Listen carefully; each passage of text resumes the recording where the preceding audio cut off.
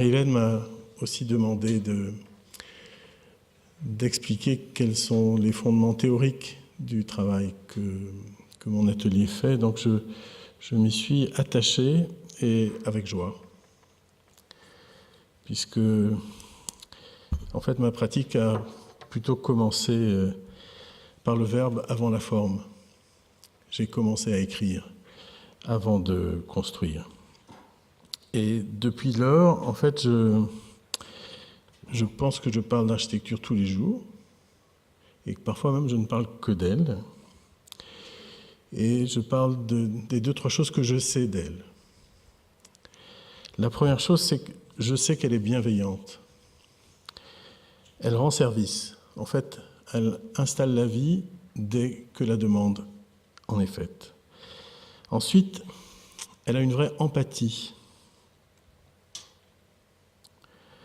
Elle dit la solitude de l'un et son désir de communauté. L'architecture, en fait, réussit à transformer l'insuffisance de chaque être en relation. Et puis, elle a des capacités totalement alchimiques. D'une certaine manière, la grandeur de l'architecture porte à envisager l'entièreté du monde, à la fois des données abstraites ou des données matérielles, et l'architecture réussit à en faire des situations humaines. Et surtout, ce qui me touche le plus, c'est la formidable complicité de l'architecture avec la vie. L'architecture est un projet collectif de la conscience. Elle est, en tout cas à mes yeux, une installation de la vie par une matière disposée avec bienveillance. Bien entendu, l'architecture ne connaît pas le sens de la vie. Mais, et je ne sais toujours pas par quel art l'architecture réussit à le faire, elle détient complice le secret de son installation. Installer, ça n'est pas comprendre, en fait. L'architecture le montre bien. C'est même peut-être davantage. C'est couler dans le lieu un sens passant, c'est-à-dire la vie. Mais cette architecture éternelle, d'une certaine manière, dont je viens de parler, traverse avec nous une période singulière. Nous vivons une mutation complète de la condition des humains. Nos relations millénaires à la nature entraînant dans leur évolution les établissements humains. Jusqu'en 2007, j'avais pris l'habitude de commencer mes conférences par le rappel des conditions planétaires qui demandent, on peut même peut-être dire qui exigent, des réponses éco-responsables. Puis j'ai arrêté de le faire et maintenant je recommence à le faire. Je pensais alors, en 2007, que les consciences étaient éclairées.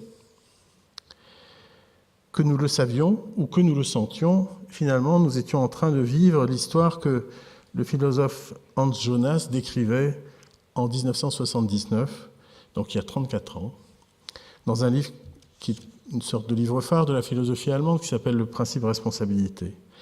Il parlait de la dégradation de l'environnement qui lui apparaissait comme la nouvelle peur que finalement l'humanité allait se construire après la guerre froide et l'hypothétique apocalypse nucléaire. Et Jonas disait ceci: brusquement, tout ce qui est tout bonnement donné, ce qui est pris comme allant de soi, ce à quoi on ne réfléchit jamais dans le but d'une action, c'est-à-dire qu'il y ait des hommes, qu'il y ait la vie, qu'il y ait un monde fait pour cela, tout cela se trouve placé sous l'éclairage orageux de la menace de l'agir humain. Je pensais aussi, en 2007, que les propos tenus en 1993, c'est-à-dire il y a 20 ans, par cet autre philosophe, Peter Sloterdijk, étaient définitivement partagés. Au fil de ce livre qui s'appelle « Dans le même bateau », le titre dit le contenu, me semble-t-il, il exposait « Pendant que les différentes scènes de la culture travaillent à valoriser la nouvelle instabilité, saluent le chaos et célèbrent l'inconséquence », alors 93, vous vous souviendrez certainement que c'était le grand moment où les architectes voulaient absolument illustrer la théorie du chaos. Ils en ont fait d'ailleurs quelques-uns de leur fortune. Donc je reprends. Pendant que les différentes scènes de la culture travaillent à valoriser la nouvelle instabilité, saluent le chaos et célèbrent l'inconséquence, on assiste depuis quelques années à une discussion d'un autre type, partie des cercles écologistes, elle a été reprise par les milieux de l'économie et porte sur la durabilité, sustainability. On commence peu à peu à comprendre que l'actuel way of life et le long terme sont deux choses qui s'excluent totalement l'une l'autre. L'actuel way of life et le long terme sont deux choses qui s'excluent totalement l'une l'autre. Sans doute que oui, aujourd'hui, 20 ans après les mots de Sloterdijk, on le pense. On le pense parce qu'on le sait pertinemment, on le vit d'ailleurs, et on sait que la vie de nos enfants ne sera pas du tout celle de nos parents, mais vraiment pas. Nous le savons parce que, comme le disait il y a 41 ans, le Club de Rome, donc au chapitre Europe duquel j'appartiens, recevait le rapport Meadows, dans lequel il était clairement dit pour la première fois « Il ne peut pas y avoir une croissance infinie sur une terre dont les limites sont connues. » Bon, je pense qu'on en a aujourd'hui la certitude. Mais dans l'action, que se passe-t-il?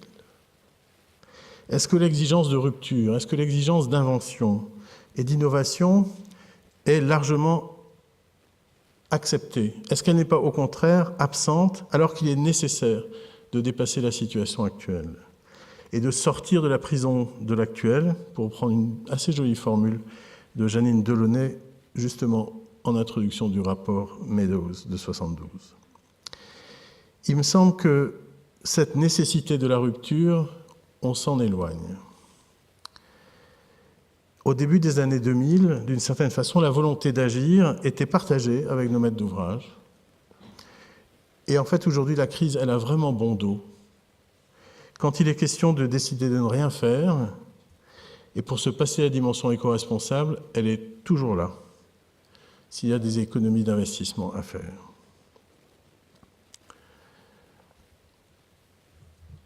Une phrase entendue. Ce n'est pas avec ce projet que je vais sauver la planète. On faisait 100 avant, et c'était tout aussi bien. On le saurait, non, si c'était tout aussi bien. Il me semble que l'importante place prise par le greenwashing, ce coup de peinture verte sur la misère environnementale, est le triste effet inattendu, on va dire l'effet pervers de cette prise de conscience généralisée. Prise de conscience qui, du coup, est mêlée à une sorte de manque de courage et de faux semblants de culpabilité. Ces attitudes compliquées amènent même à laisser croire que les maîtres d'ouvrage engagés sont quelque peu inconséquents. Dominique Voynet, pour qui je travaille au projet agriculturel des murs à pêche, avec Gilles Clément, avec Coloco, avec Tribu et d'autres partenaires, expliquait avec, me semble-t-il, une très grande justesse, au moment où elle décide de ne pas se représenter au siège de maire de Montreuil, elle disait « Il y a une aspiration au changement, mais pas une majorité culturelle pour la porter. Ce qui est vrai à Montreuil est vrai hors de Montreuil. Il n'y a pas cette majorité culturelle pour le porter. » D'où les remerciements que l'on peut continuer à faire et à refaire pour le Global Award, qui justement aide à construire cette majorité culturelle, ou en tout cas cette culture partagée. Le propos de Dominique Voynet est très juste. Et dans le même temps, c'est peu dire, tant les suites de la crise bancaire et financière de l'automne 2008 ont bon dos quand il s'agit de ne rien changer aux habitudes désastreuses qui ont mené la planète là où on en est. Pour ma part, je comprends les mots du Club de Rome, les mots de Hans Jonas, de Sloterdijk et de Dominique Voynet. En fait, nous ne sommes pas du tout seuls, loin s'en faut. Nous sommes accueillis dans une histoire différente et dans une histoire accueillante. Il n'est pas nécessaire de me convaincre, comme d'ailleurs il n'est pas nécessaire de convaincre. Il me semble que c'est sans grand intérêt. Il suffit juste de laisser résonner ces mots-là, et chez moi ils résonnent notamment parce que je suis fils d'ostréiculteur, et dans les années 60, j'ai vu arriver les premières maladies sur les huîtres. Elles venaient de la globalisation et de la pollution. Donc dans les années 60, j'ai compris, alors que j'étais encore jeune, qu'il y avait une limite aux 40 glorieuses ou aux 30 glorieuses, je ne sais jamais comment on dit 30 plutôt que 40, dont ma famille avait profité. Alors aujourd'hui, quand je lis les informations qui suivent, ça me parle. Ça ne me convainc pas, ça me parle vraiment. Depuis 1950, qui est le début des relevés des températures, les 13 années les plus chaudes sont les 13 dernières années que nous venons de vivre, de 2000 à 2013. La 14e, c'est 98. La cause anthropique du dérèglement global du climat est avérée et réside dans les émissions de gaz à effet de serre. Tous les pays émettent des gaz à effet de serre, plus ou moins, selon leur capacité à le faire. Les États-Unis émettent 6 millions de fois plus que les îles Tuvalu. À cause de ce réchauffement, un jour, les 5 mètres d'épaisseur de la surface de la mer de Chine atteignent la température de 25 degrés, ce qui déclenche un super typhon. Et les Philippines en sont dévastées.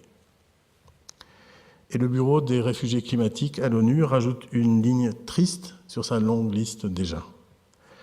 On pourrait en rajouter. Grosso modo, chaque jour nous apporte son lot de connaissances et de surprises climatiques. Bon, une fois qu'on a dit ça, on entend aussi un peu la pensée cynique qui nie, fier d'être, ou payé pour l'être, par les grands groupes pollueurs. Mais peu importe finalement, on continue à avancer. Marseille. Oui, cette image catastrophique ne provient pas d'un pays lointain. Il s'agit de la déchetterie à ciel ouvert de la communauté urbaine de Marseille, la plus grande déchetterie à ciel ouvert d'Europe, celle d'Entrecentre. Ouverte en 1912, elle a été fermée en 2010, 10 ans après l'injonction de l'Europe. Cette photographie, en fait, elle témoigne d'une sacrée catastrophe. C'est notre catastrophe. La silhouette d'un train apparaît, une locomotive et quelques wagons. Vous les voyez, j'imagine. En fait, la réalité, c'est que le wagon est beaucoup plus long. Il y avait 2 convois par jour qui venaient déposer dans cette décharge 1100 tonnes d'ordures. En fait, cette photographie témoigne de notre situation. La Terre, grosso modo, nous donne tout ce dont nous avons besoin pour vivre. L'eau, l'air, les végétaux, les matériaux, l'énergie, etc. Nous lui prenons tout, et d'ailleurs on lui en demande toujours un peu plus.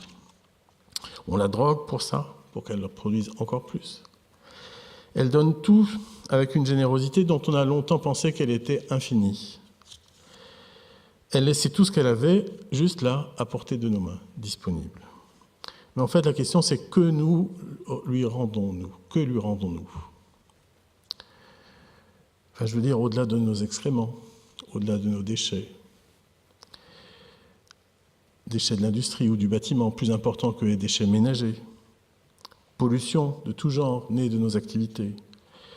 Que lui donnons-nous en échange de tous ces dons ? Si ce n'est une empreinte écologique catastrophique. Bon, chacun peut y apporter sa réponse. Chacun peut, dans sa vie, essayer de répondre à cette question et apporter une réponse positive.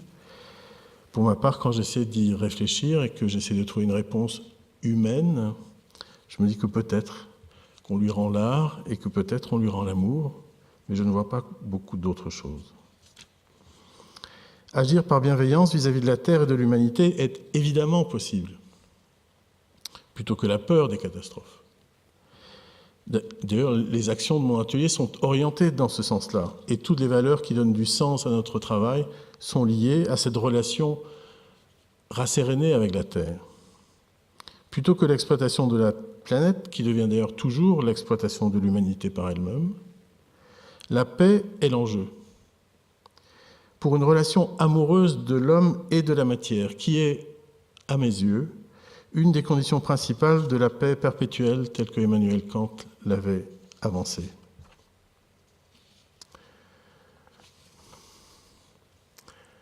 Dans le livre « L'architecture et la paix », qui est le dernier livre que j'ai publié, à propos des destructions guerrières, j'avançais « Je pressens dans la tension des êtres en paix vers cette substance dressée avec bienveillance que sont le toit, le mur, le plancher, et dans la tentation contraire des êtres en barbarie de détruire cette relation rassérénée avec le monde matériel, je pressens la trace d'une exacte condition de la paix universelle, c'est-à-dire la relation amoureuse de l'homme et de la matière, par laquelle nous serions à portée de paix. Il y a 50 ans, le poète français René Char écrivait un poème qu'il intitula « La Terre ». Il mit une majuscule « La Terre ». René Char dit ceci. « Ce qui est tout à fait spontané chez l'homme touchant la Terre, c'est un affect immédiat de familiarité, de sympathie, voire de vénération, quasi filiale. Parce qu'elle est la matière par excellence. » Il ajouta « Or, la vénération de la matière, quoi de plus digne de l'esprit ? Tandis que l'esprit vénérant l'esprit, voit-on cela ? On ne le voit que trop. » L'humanité, si encline à vénérer son propre esprit, a délibérément oublié ses liens physiques, ses liens de chair, en fait, ses liens de famille qui l'unissent à la terre. Elle a cherché à la posséder en oubliant qu'en fait, qu'elle lui appartenait, qu'elle appartenait à la terre, et pas que la terre lui appartenait. Mais voilà que la terre a délivré ses limites, libérant de la sorte la connaissance de nos limites. La fragilité de la terre est notre fragilité, sa finitude est la nôtre. L'architecture est au cœur de l'établissement des hommes sur Terre. Protection et structure spatiale dans un même temps. Il s'agit pour nous tous de ménager ce qui reste de nature et ce qui reste d'humanité, d'en tenir une comptabilité pour les générations futures, tout en accomplissant notre projet de modernité. Il nous faut dorénavant concevoir ce projet de modernité face à une responsabilité qui ne balance plus entre l'humanité et la nature. Voilà bien notre situation. Nous sommes consubstantiels de la Terre. Les logiques d'interdépendance enfin reconnues aujourd'hui n'épargnent rien ni personne dans le monde dont nous avons accepté de comprendre la finitude. Le métier des architectes sert à associer un peu d'humanité à un peu de forme et de matière. Il participe à un phénomène qui donne sens à ses actes. Il répond à la demande d'architecture aux demandes d'architecture qui sont exprimées par les sociétés. Par la matière, le souhait des sociétés passe au réel. Je matérialise les conditions d'accueil de l'homme sur Terre.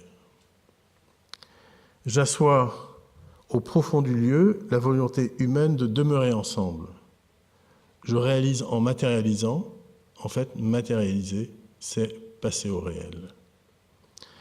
C'est dans la reproduction de l'acte initial, fondateur, c'est-à-dire disposer de la matière pour habiter, c'est dans cette reproduction-là que l'architecture devient une activité de la conscience. Une activité de la conscience qui dispose de la matière pour installer la vie. L'architecture est là pour que la vie ait lieu. L'architecture installe la vie, elle en trouve la matière dans le lieu, elle en devient un aspect, une phase. C'est en ce sens qu'architecte, je poursuis un projet collectif de la conscience. C'est l'architecture, qui est, pour moi, une installation de la vie par une matière disposée avec bienveillance. L'installation vaut plus que tout. C'est la venue à l'existence. La vie est en jeu. L'installation n'est pas spatiale, elle est aussi temporelle. La vie étant celle des hommes, il est bien question d'humanité, de joie et de tristesse, d'abri et d'organisation des relations dans une structure signifiante. Le moyen de l'installation est la matière.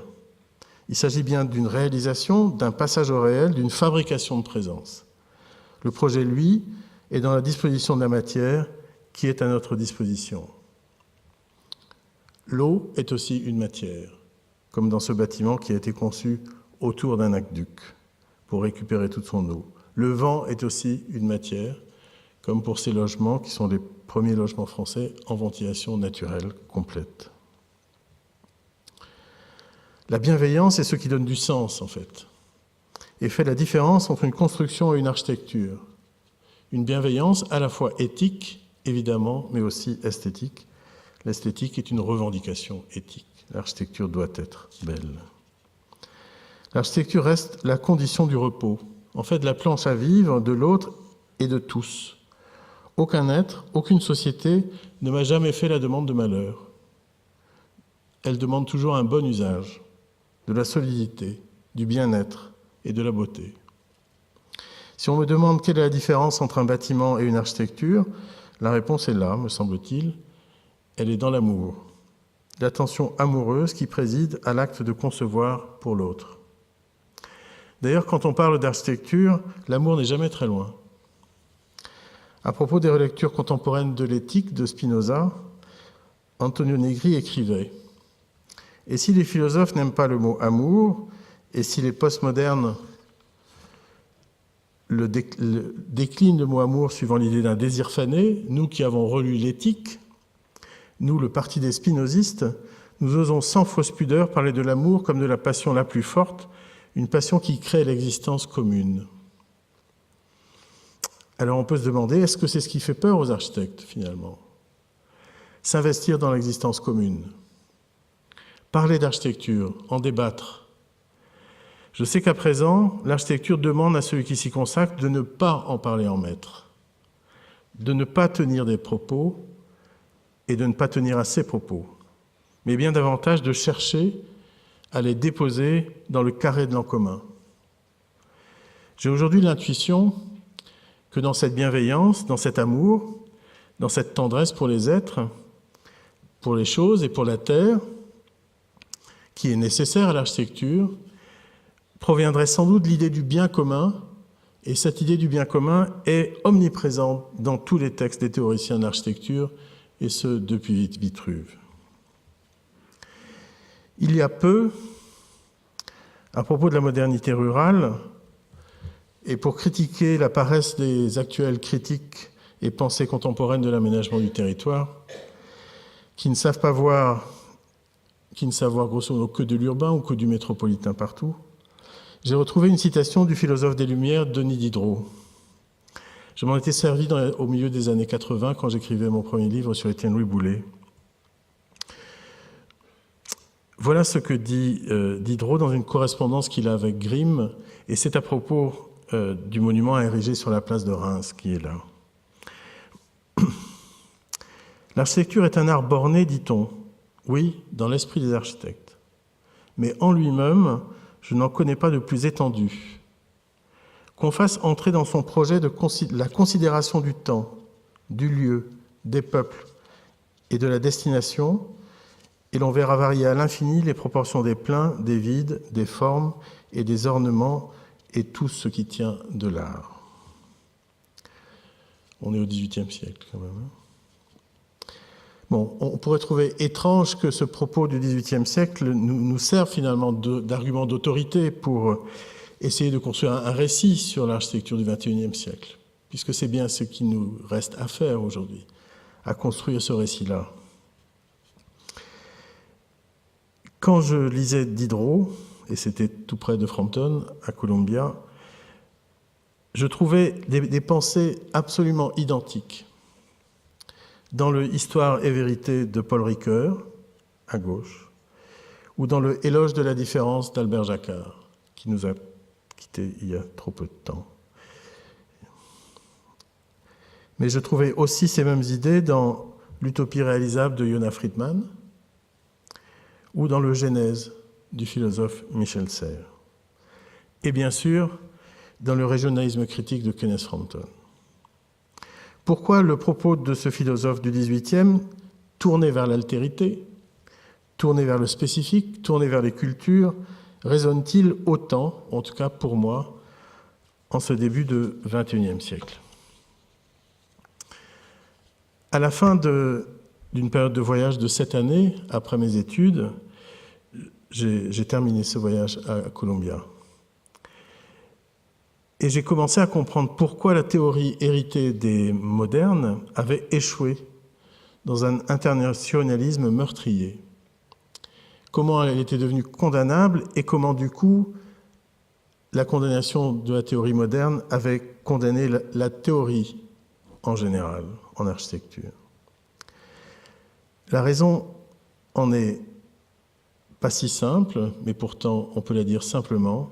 Dans la théorie moderne, on avait confondu l'universalité et l'unité, c'est-à-dire, pour dire plus vulgairement, ce qui vaudrait pour un vaudrait pour tous. Une bonne solution peut valoir pour tout le monde. Bon, on connaît quelques barbaries qui en sont nées, mais différemment, en fait, mon goût pour la théorie, qui est forcément nourri par une tension vers l'universel, toute pensée est tournée vers l'universel, m'ouvrait à une vision bien différente, qui est la suivante. Quant à l'humanité, seule l'idiosyncrasie ouvre à l'universel. En manifestant un comportement particulier, propre à un groupe ou à un individu, face à l'influence d'agents extérieurs, l'idiosyncrasie, dont vous avez l'étymologie en partie basse de cette diapo, l'idiosyncrasie fait de la spécificité et de la différence des valeurs communes, des valeurs partagées, riches des cultures, riches des climats, riches des géographies. Évidemment, je ne pouvais montrer qu'Alvaro Aalto pour l'illustrer. En fait, ce que l'idiosyncrasie nous fait comprendre, c'est que la différence fonde l'universel partagé par les humains sur Terre. Plus on s'inscrit dans une culture, plus on touche à l'universel. Quand je suis rentré en France, j'ai commencé à pratiquer, à enseigner, fort de cette compréhension-là. Et chaque fois que j'allais dans les lieux, c'était pour aller à la rencontre des cultures qui s'y déploient. Et quand j'ai commencé à enseigner, je suis allé vers chaque étudiant en pensant qu'il était l'expression aussi d'une différence.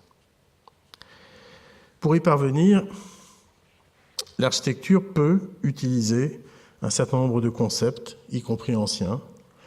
L'expressivité ou la convenance, c'est Diderot qui le propose.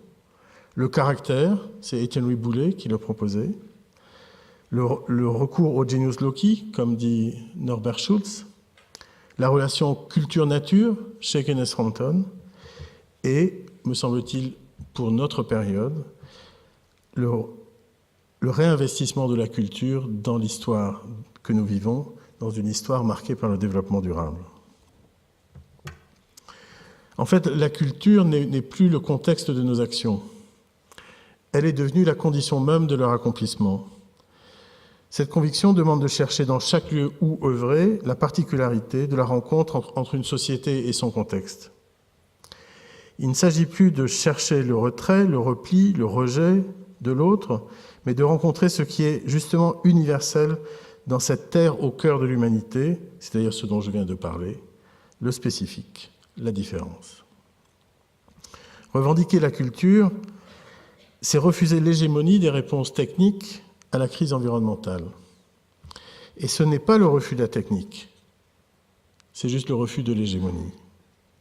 Et c'est aussi garantir la part sociale des projets.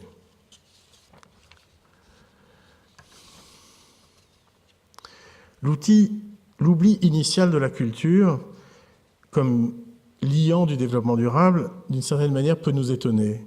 Parce que dans le rapport Brundtland, dont vous voyez ici la première couverture, c'est la première fois où, en 1987, on a rendu publique la notion de développement durable, Gro Harlem Brundtland, qui était la première ministre de Norvège à l'époque, expliquait que le développement durable s'appuie sur deux concepts. Le premier, c'est le concept de besoin, et le second, celui de limitation.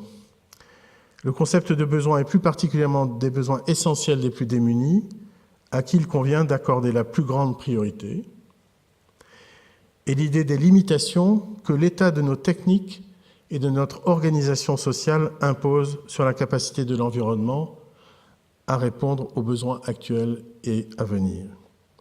Or, les notions de besoin, d'état des techniques, d'organisation sociale dépendent de l'histoire des peuples, donc des cultures, de ce que Paul Ricoeur définit aussi simplement et d'une manière aussi pertinente, une figure historique cohérente. Chercher les figures historiques cohérentes, leurs expressions quotidiennes, et confronter ces figures historiques cohérentes aux questions que l'avenir nous pose, c'est sans doute là qu'est notre travail. En fait, si On assiste à une conscience mondialisée de la situation planétaire. Les modalités d'action sont toujours contextualisées, elles dépendent toujours des cultures. Dans une stratégie du disponible, qui s'est d'ailleurs élargie de la matière aux gens, à la parole. Les acteurs de l'établissement humain le savent, me semble-t-il, les architectes, les urbanistes, les designers. Une belle idée n'est jamais réalisée si elle n'est pas comprise, si elle n'est pas faite leur par ceux qui la vivront, comme ici à Plourin-les-Morlaix. Ce qui est approprié aux gens par les gens, à une société et par une société. Les architectes, je l'ai déjà évoqué tout à l'heure, doivent engager toute la puissance de l'architecture aux côtés de l'homme, dans le monde humain commun. C'est là que l'architecture regagne en vitalité et permet sa reconsidération absolue, confrontée aux enjeux que sont aujourd'hui les nôtres, c'est-à-dire la possibilité d'un avenir. La nécessité de lancer un projet humaniste pour la multitude engage davantage l'architecture dans sa fonction organisationnelle, c'est-à-dire dans sa fondamentale vocation politique. Au fil de longues années de médiation citoyenne, dans divers contextes, et à toutes les échelles, du rural au métropolitain, j'ai vu apparaître des vérités contraires à celles que la doxa manifeste, à l'opposé de ce que finalement on pense confusément, c'est-à-dire il n'y a pas de fossé entre la culture populaire et la culture dite savante des architectes. L'architecture ne génère pas ce fossé. Il est fantasmé, en fait, par ceux qui l'arrangent, quel que soit leur camp, quel que soit le côté où ils se trouvent, par ceux qui ont besoin, en fait, de protéger leur peur et leur paresse. Certes, il y a des ignorances et des incompréhensions parfois, mais bien que réciproques, elles ne sont jamais rédhibitoires. Culture populaire et culture dite savante des architectes, qui d'ailleurs bien souvent est un culte de la culture populaire, révèlent deux aspects d'une histoire pour le coup unanime et à tort divisée, comme la tradition et la modernité, le vernaculaire et métropolitain, une ferme bretonne et la Villa Savoie. L'objectif pour nous est de faire en sorte que la société civile soit engagée dans l'histoire. Alors voilà un petit argumentaire. Chaque année, on construit l'équivalent de 1% du parc bâti existant. Chaque année, juste 1%, et il y a 99% qui sont déjà là. Ce n'est donc pas avec la construction des architectures éco-responsables ou avec les écoquartiers qu'on va s'en sortir, puisque même dans ce 1%, quelle est la part éco-responsable ? Donc l'enjeu majeur, ce sont les 99 autres pourcents, ce qui est déjà là. Or, malheureusement, pour la réhabilitation, il y a beaucoup de freins aujourd'hui. D'abord, le milieu du bâtiment. Les entreprises préfèrent construire 100 logements neufs que de réhabiliter 5 immeubles de 20 logements occupés. Les règles de la copropriété sont complexes. La fiscalité verte, on l'attend encore. Elle viendra, on n'en doute pas. Donc le milieu n'est pas prêt pour ça. Et l'ambition de l'Europe, qui est certainement un des acteurs les plus engagés au niveau mondial sur la réduction des émissions de gaz à effet de serre, l'ambition de l'Europe pour un facteur 4, c'est-à-dire une réduction des émissions de gaz à effet de serre par 4 à l'horizon 2050, ne sera pas atteinte comme ça. Et pourtant, on sait que réhabiliter l'existant, c'est certainement la grande source de l'économie de demain. Donc pour s'en sortir, que faire ? Bien sûr, continuer à faire ce que l'on fait tous, enfin ce que l'on fait. Des architectures éco-responsables, des projets urbains qui sont plus frugaux, qui demandent d'utiliser moins de ressources. Mais l'enjeu majeur, c'est d'engager la société civile. Quand j'ai commencé en 91 ces projets à Plourin-les-Morlaix, c'est une commune de 900 habitants, les strates profondes de ce projet-là ont manifesté l'évidence de la présence de l'autre. Et d'une certaine manière, pour dialoguer avec lui, la primauté de la parole. Et peut-être qu'une des matières les plus importantes de l'architecture, c'est la parole. Et cette vérité, c'est évidemment alimentée dans les discussions avec l'ensemble des élus, des services de l'État, les citoyens, les services techniques, etc., les entreprises, les partenaires, les voisins et les commerçants. À Plourin-les-Morlaix, je suis d'une certaine manière chez moi, puisque c'est en Bretagne. Mais là aussi, chaque fois, l'enjeu, c'est la recherche de l'accord. Même quand on est étranger, ailleurs, et quand je suis dans le Sud, je me sens un peu... Quand je dis le Sud, je parle de la France. Je suis aussi un étranger. Vous verrez tout à l'heure un projet fait pour les gens de la vigne. Moi, je viens de la mer. Je les découvre comme je découvre les Marocains quand je travaille pour eux ou d'autres plus loin. L'enjeu, c'est toujours la recherche de l'accord. Et les dernières décisions communes qui ont été prises à Plourin-les-Morlaix, finalement, venaient d'une espèce d'étrange et puissant assemblage qui étaient des mots à la volée, on se parlait, et ça finissait par un trait au sol, un trait qui était fait à la pointe de la chaussure. Et on se disait, c'est là. L'accord était sur le lieu et sur l'objet. En fait, une langue commune avait été élaborée, une sorte de lexique et de syntaxe. Si c'est un muret, il est en granit de Languédias.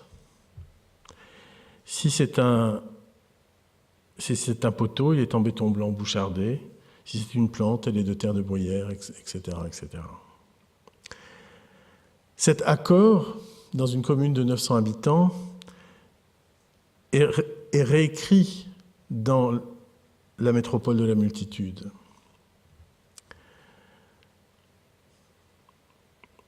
Et on le réécrit parce que la demande de participer à la conception du monde, de leur monde, est une demande instante des citoyens. Le jeu des acteurs se transforme. L'élu au suffrage universel, issu de la démocratie élective, a du mal à admettre la valeur à venir d'une démocratie participative. L'architecte, quant à lui, a parfois du mal à quitter sa revendication romantique au statut d'artiste. Alice Laguarda dit « cet abandon est douloureux ». L'ingénieur admet mal que la vérité scientifique est soumise à une compréhension culturelle. Tous répugnent à quitter en fait les pratiques de leurs anciens pouvoirs. Or, dans ce monde bouleversé, ces attitudes les isolent. Quant à l'usager, il peine aussi à envisager une modification de ses acquis et de ses modes de vie. Pourtant, malgré ces difficultés-là, c'est le sens de l'autorité qui change. Dans la conception durable des établissements humains, nous cherchons moins à savoir qui a l'autorité, mais plutôt nous cherchons à trouver ce qui fait autorité. Et l'expérience de terrain montre que ce qui fait autorité naît du partage. Quand il y a un échange véritable, et c'est Hannah Arendt qui l'explique magnifiquement, et c'est un échange qui exclut la contrainte et aussi la persuasion, alors ce qui est partagé, c'est le projet. Et ce qui fait l'autorité, c'est le projet partagé. D'une certaine manière, dans la pratique de l'urbanisme et de l'architecture aujourd'hui, cette vérité d'Hannah Arendt, nous la vivons quasiment tous les jours.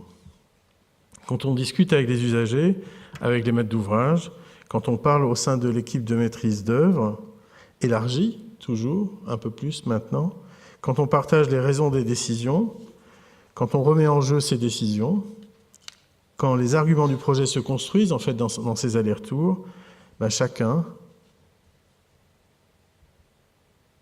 y retrouve sa part, et c'est ce projet-là qui fait autorité. Parce qu'il représente, en fait, aux yeux de tous, l'expression d'un accord. Je vais m'attacher, juste pour terminer cette présentation, et comme ça nous aurons le temps de nous parler, je vais m'attacher à deux projets qui, bien sûr, illustrent ce que j'ai évoqué avec vous auparavant, à la fois sur le partage, sur la culture, sur la recherche du spécifique. Le premier projet est dans le Sud, là où, comme je vous le disais, je me sens étranger. J'aime bien me sentir étranger quand j'arrive quelque part. Parce que, du coup, comme je ne connais pas le contexte dans lequel je suis, il y a la nécessité d'aller chercher les réponses dans la discussion et sur le terrain. Ici, pour le pôle œnotouristique Viavinois Saint-Christol, voilà quelques rencontres, vous voyez, toujours joyeuses avec des viticulteurs. Mais ce n'est pas simplement parce que ce sont des viticulteurs que les choses sont joyeuses, c'est aussi parce qu'on essaie de partager les raisons du projet.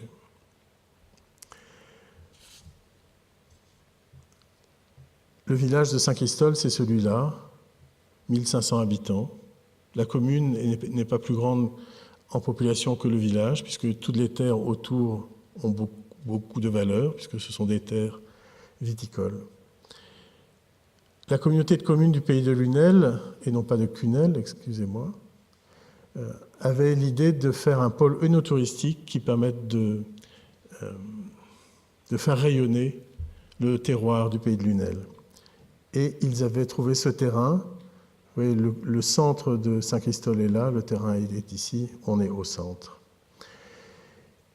Et dans leur idée, ça devait être une architecture un peu comme celle des Calatrava et des Guéry, que l'on peut voir dans le nord de l'Espagne, et qui monumentalise finalement la présence du vin.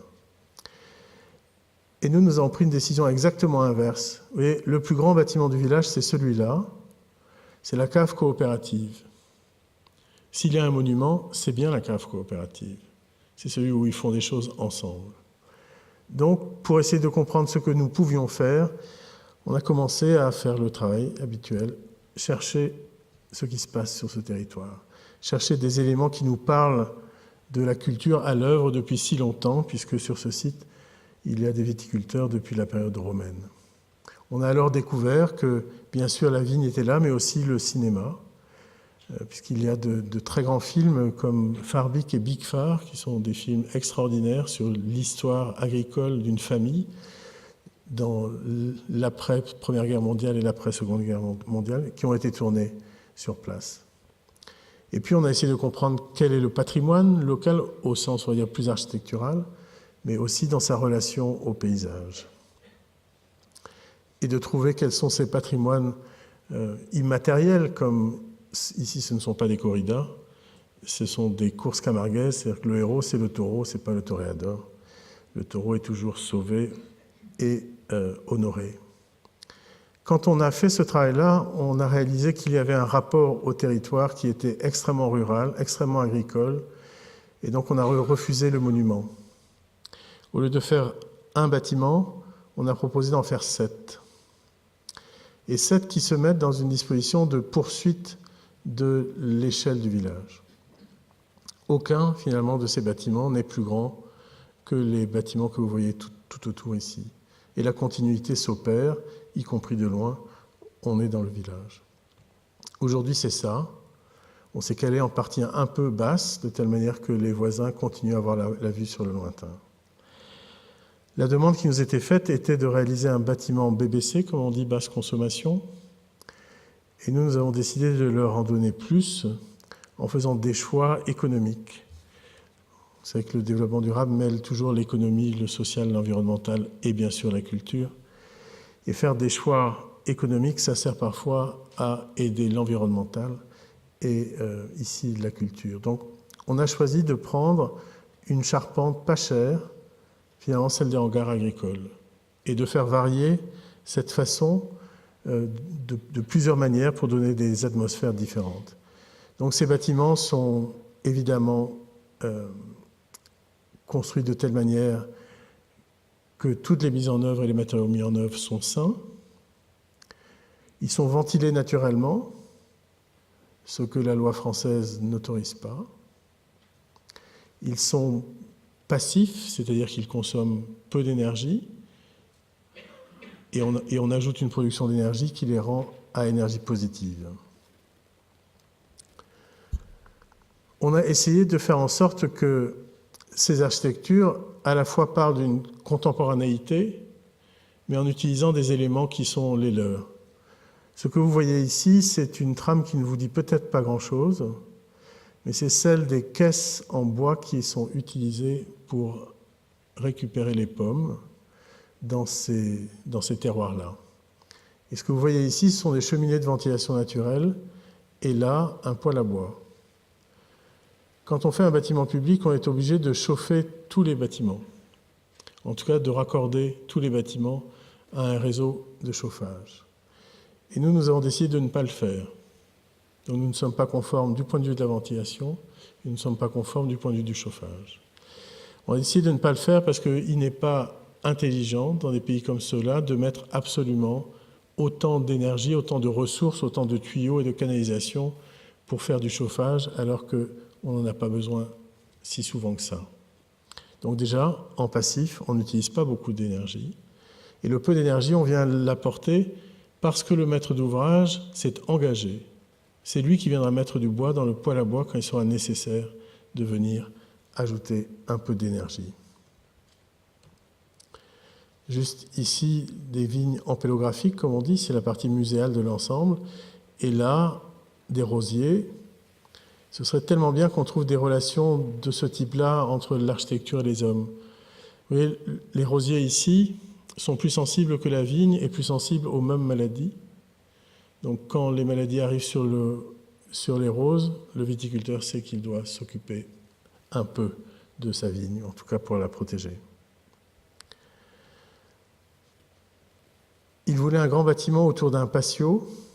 Finalement, on a fait du patio un bâtiment qui rend aussi son office, qui est le lieu où les gens se retrouvent et se réunissent.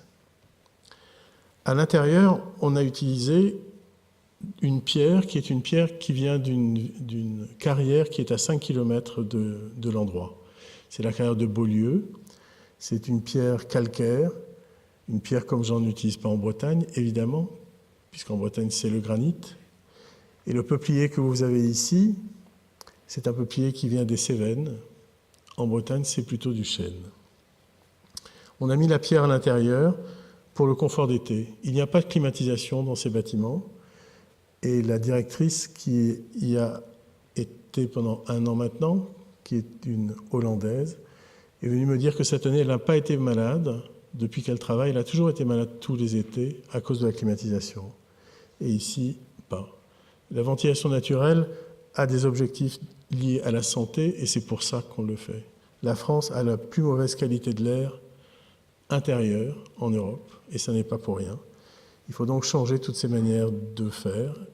Et voilà, je ne redirai pas bienveillant chaque fois, mais tous les aspects des choix sont de ce type-là.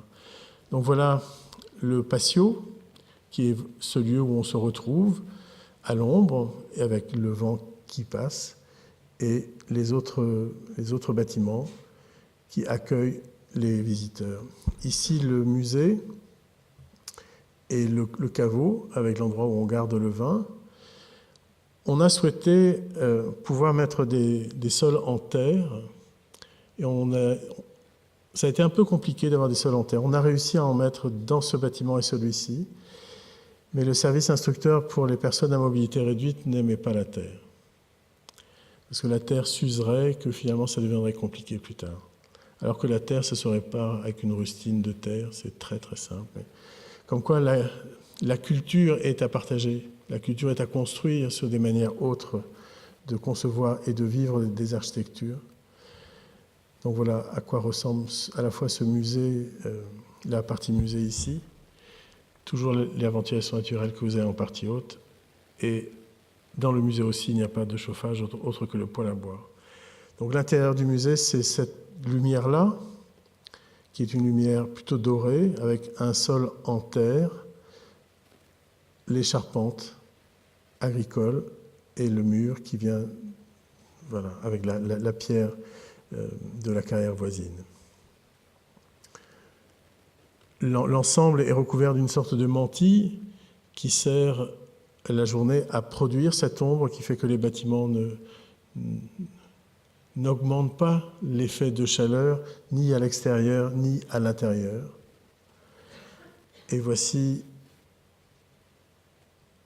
un jeu sur une référence culturelle, mais qui est aussi une référence liée à Boulay, puisque cette partie-ci, c'est l'architecture ensevelie de Boulay, alors que celle-là, c'est une référence au Capitel, et qui renvoie aussi aux glacières. Le site s'appelle les glacières.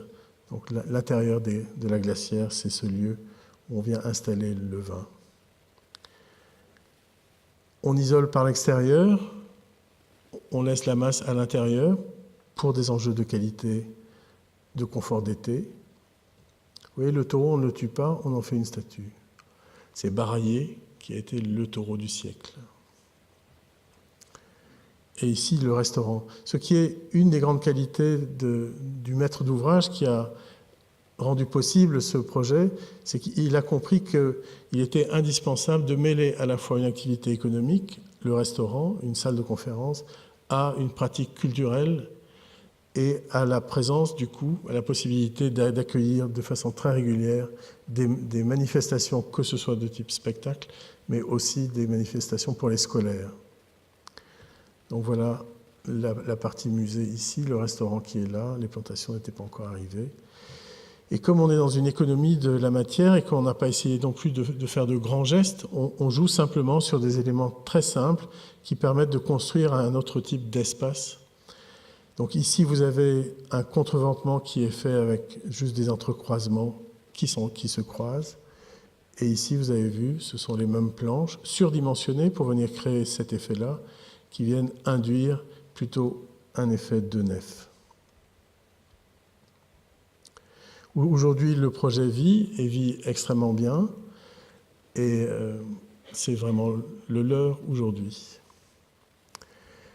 Et pour terminer, je vais juste aborder un projet qui est un projet d'urbanisme. On fait autant d'urbanisme que d'architecture, ce serait trop compliqué d'aborder tous les sujets, tous les enjeux, mais peut-être que dans le temps de parole, nous pourrons les aborder. Bon, vous avez vu tout à l'heure, quand je parlais de la nécessité de faire en sorte que la société civile entre dans le projet, vous avez vu des images du fort d'Aubervilliers avec le groupe de citoyens témoins et le travail qui est fait avec eux. Vous avez vu d'autres images sur des projets d'architecture où il y a aussi des processus de conception intégrés. Processus de conception intégrée, c'est plus rare, on va dire, que la participation dans le projet. Et je vais vous montrer un autre type de participation au projet qui est lié à l'élargissement de la maîtrise d'œuvre. Donc ici, on est à Val-de-Reuil.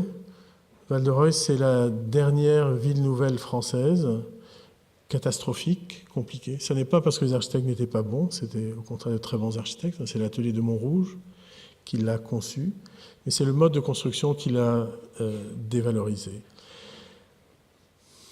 Il y a encore une dizaine d'années, les bailleurs sociaux quittaient la ville parce qu'ils ne savaient plus quoi faire de leur patrimoine. Un maire est arrivé, a réinvesti de l'économie dans la ville et la ville est repartie. Et donc un opérateur social qui s'appelle Siloge a lancé une consultation pour 100 logements BBC et un peu d'horticulture. Le terrain est ici. Ça, c'est un hameau qui est là depuis très longtemps, qui est une espèce de référence sur le bioclimatique. On est dans la vallée de la Seine, ici c'est l'Eure, les vents viennent du haut vers le bas, et du coup ils ont installé leur maison tournée vers le sud, pignon à la rue, le dos fermé au nord, et ils se sont mis à une distance suffisante pour que les inondations liées à l'Eure ne les touchent pas. Entre-temps, il y a des imbéciles qui sont venus mettre un lotissement à cet endroit-là. Et si vous remarquez bien, c'est la géométrie de ce hameau qui a déterminé l'installation du plan masse de la ville nouvelle par l'atelier de Montrouge. Et donc nous, on s'est attaché à ce travail qui a été fait ici, de telle façon qu'on retrouve la même géométrie, bien sûr, mais aussi le même type d'installation des maisons tournées vers un sud-est et le dos tourné au nord-ouest. Avec un écart entre l'heure et la partie à construire, de telle façon que, donc différemment de ceci, on ne dise pas non à l'eau, on accepte que l'eau arrive. Vous avez vu tout à l'heure aussi des images avec des vaches devant des immeubles en R+5. C'est lié au fait que quand l'eau arrive, il ne faut pas lui dire non, il faut l'accepter, la laisser venir, parce qu'un débordement d'eau, c'est une très bonne biodiversité. Il n'y a pas finalement de catastrophe avec l'eau si on accepte qu'elle vienne. Donc on s'est mis en retrait ici et on a proposé qu'il y ait une horticulture qui s'installe. Donc voilà, le plan est ceci maintenant. Donc plus dense aux abords de la partie du centre-ville, un peu moins dans cette partie-là. Et ici de l'horticulture dans la partie inondable. Et c'est là où les choses deviennent passionnantes parce qu'on a élargi la maîtrise d'œuvre à un horticulteur. On a traversé la rivière, on est allé voir une coopérative ici qui fait de l'horticulture bio pour de la réinsertion sociale. Et on lui a demandé si quelques hectares de plus l'intéressaient. Il était très intéressé. Parce que finalement, il y a beaucoup de gens qui ont envie de faire de la réinsertion sociale pour s'en sortir et que l'horticulture est une bonne façon de recommencer à trouver du travail. Donc on lui a donné les terres ici. Et là, il nous a dit, mais vous savez, moi je fais du bio. Donc si vous avez des jardins ici, il faut que je m'occupe de ces jardins-là aussi, ou en tout cas que j'encadre les gens qui ont des jardins. Du coup, on a installé des jardins familiaux qui étaient prévus tout près de lui. Et c'est lui qui va gérer, finalement, le fonctionnement de ces jardins familiaux pour qu'ils soient bio. Du coup, on lui a mis une petite cabane ici, qui est la cabane des jardiniers, où il va louer le matériel qui va servir à l'entretien des jardins qui sont là. Et il va aussi récupérer, pour ce secteur et au-delà, mais ça on le verra plus tard, l'ensemble du compost biodégradable pour pouvoir l'utiliser pour son horticulture. Du coup, on lui a mis ici un petit enclos dans lequel il y a l'âne et le poney qui vont lui servir pour à la fois faire son travail d'horticulteur et récupérer le compost. Comme c'est bien de laisser venir l'eau, mais il faut quand même l'accueillir, il ne suffit pas de lui laisser venir n'importe comment. On a commencé par gérer les crues annuelles avec une sorte de bief ici qui va permettre que l'eau déborde et soit contenue. Et en se promenant le long de l'Eure et en écoutant les écologues, on a réalisé qu'il n'y avait plus de brochets sur l'Eure, et notamment parce qu'il manquait de frayères à brochets. Du coup, notre bras de dérivation devient une frayère à brochets. Et ici, un endroit qui va servir aussi à récupérer de l'eau, on en récupérera ici et là. Chaque fois qu'il y a des espaces extérieurs, l'eau remontera, un peu comme une aqua alta normande. C'est aussi l'horticulteur qui vient faire son travail là et qui s'occupe d'une mare qui a vocation pédagogique, qui a une école qui est tout près ici. Donc voilà un coopérateur qui nous donne en fait de la chair au projet. Dans le temps du concours, on décide d'ajouter une crèche et on trouve une coopérative pour la crèche. La municipalité trouvera la crèche très, très intéressante par la suite et décidera de la faire. Et puis, comme le coopérateur nous aide vraiment beaucoup, on lui installe une halle ici, au bout du chemin qui mène au centre. Et dans cette halle, on installe le magasin dans lequel il vendra ses produits. Sous cette halle, on installe aussi une blanchisserie coopérative parce que parmi les logements qui sont là, il y en a de réinsertion sociale, donc pour les gens qui ne vont pas avoir de machine à laver chez eux. La blanchisserie coopérative va servir pour tous ces gens-là. Et l'architecture qui était prévue BBC, toujours selon le même principe qu'on réussit à faire plus que ce qu'en général les gens pensent, on la transforme en une architecture zen, zéro énergie. Tout ça, c'est du logement social en accession et en location. Le logement social en accession, il n'est pas zen, parce que son coût serait tel que personne ne pourrait y accéder.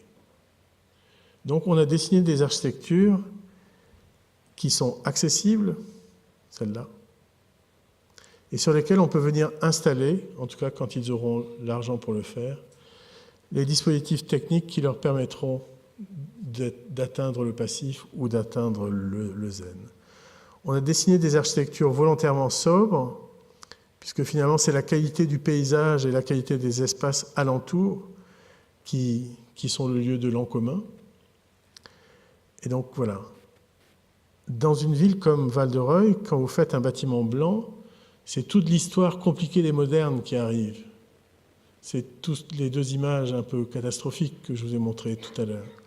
Donc faire un bâtiment blanc et simple à Val-de-Reuil, c'est compliqué. Ce n'est pas la culture de la ville, tout ça. Donc on a fait des bâtiments simples qui sont soit avec une certaine couleur, vous ne les avez pas là, ce n'est pas la bonne image, ou qui sont en bois, de telle manière d'apporter une valeur finalement à cette simplicité. Ces bâtiments-là, ils sont simples, mais ils ont la taille des palazzos italiens. Les façades sont des rectangles dorés et les pignons sont des carrés.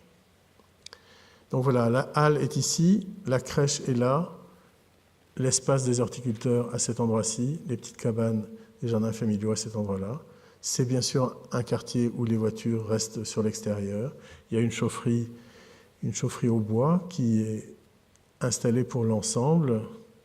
Et voici donc voilà, l'image de la simplicité. Donc, il n'est pas blanc, il est jaune. Et autrement, on est en bois ici. Voilà, sur la rue, ce qui apparaîtra. Et du côté de la Frayère à Brochet et du parc, voilà ce qui arrivera. En fait, ce projet, en installant ce recul avec la Frayère à Brochet, génère le début du parc des Rives de l'Eure qui va être développé sur l'ensemble du territoire par la communauté de communes. Donc pour terminer, juste